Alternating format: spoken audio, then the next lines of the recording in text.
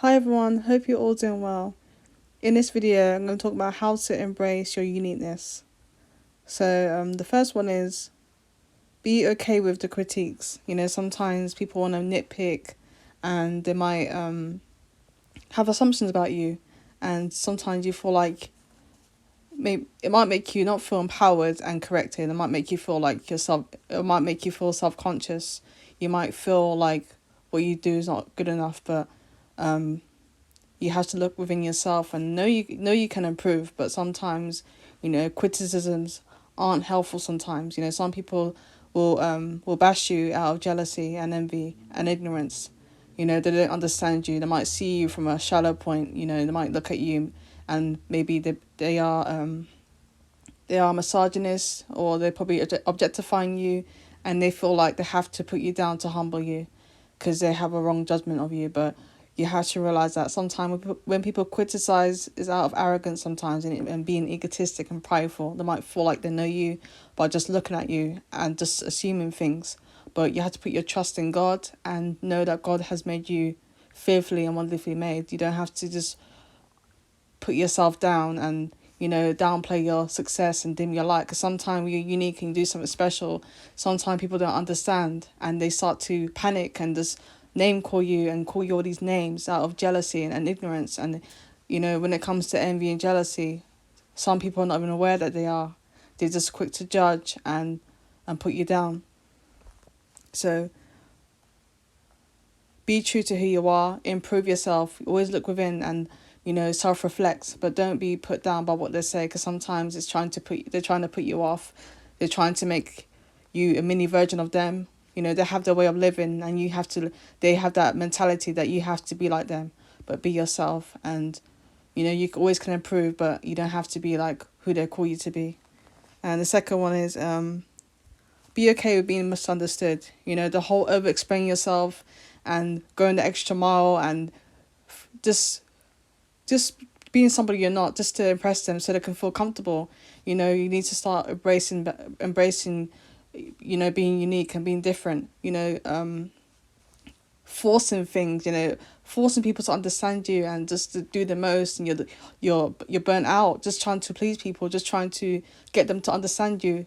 You deserve authentic friendships. You deserve to have authentic friendships that help you and to guide you and encourage you, and just have organic friendships that feel real and it doesn't feel forced. You don't have to tolerate criticize people criticizing you, and they see you a certain way, and they're not even quick to understand. They just want to have assumptions, and sometimes it's coming from an arrogant place. It's coming from ignorance. It's coming from pride. They might just assume certain things, and sometimes when you are misunderstood, you might try to get in people pleaser mode. You might want to be a people pleaser, and that doesn't work. You end up feeling burnt out.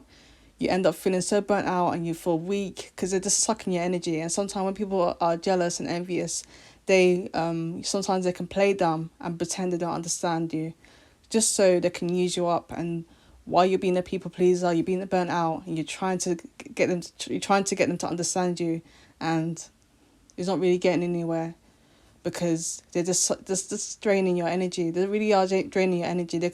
Sometimes they can tell you're a good girl. They can tell you're a good man. That if you're a man watching this, they can tell that you're a good person, but they just love to move the goalposts.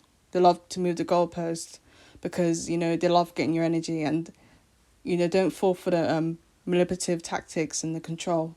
Know who you are in Christ and keep praying. When you're confused and you feel fearful, you need to talk to God, because sometimes people are very controlling and they want to use you, and you might feel like being a people pleaser helps, but it doesn't.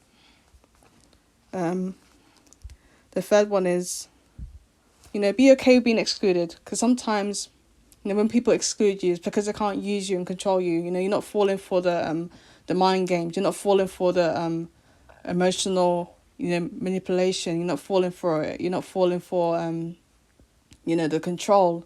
You stand your ground. You know who you are, and you're firm with your boundaries, and you're confident, and you're whole. You're being unique, and sometimes you get punished for being yourself, for being unique and being different, and sometimes you are excluded, and they might view you a certain way. But if you're gonna, if you want to praise being unique, be prepared to be excluded. Be prepared to, be different. We need to break the generational curse of just being codependent and weak and desperate for approval and to be included.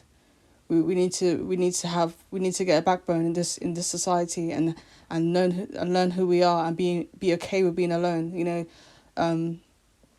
God will make us strong. God will help us to find our tribe. You don't have to force anything. You don't have to be codependent. You don't have to be a people pleaser. You don't have to bend over backwards and let them move the goalposts and let them dangle a carrot, and just have this high expectation. Because sometimes people are so entitled to you.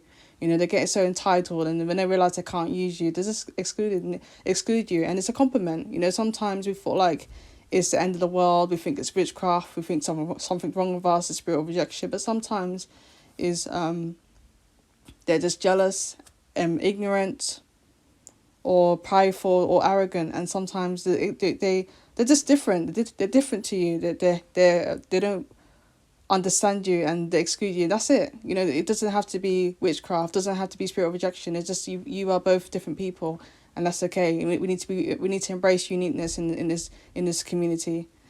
The fourth one is, be okay with rejection. Be okay with, what, they're just going to ignore you, and you might get ignored, and sometimes it does feel hurtful, because sometimes when you're on your purpose, or you get a prophetic word that you have some kind of call into ministry, the first thing you want to do is socialize and network and get to know people. And unfortunately, some people are just gonna look at you.